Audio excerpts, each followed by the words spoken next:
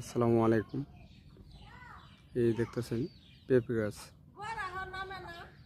এই যে পেঁপে গাছ দেখেন, এটা হলো ছেলে পেঁপে গাছ। এটা হলো ছেলে পেঁপে গাছ। এই ছেলে পেঁপে গাছের এই যে দেখেন ফুল আসে। ছেলে পেঁপে গাছের ফুল আসে। এই ফুলটা আপনারা যাদের মা বোন ভাই বাবা মাদের অতিরিক্ত গ্যাসটিকে বড়ি খাইতে খাইতে বা ওষুধ খাইতে খাইতে তাদের নাড্ডা সারকার করে এলাইছেন এবং আলসার ক্যান্সার ধরে এলাইছেন।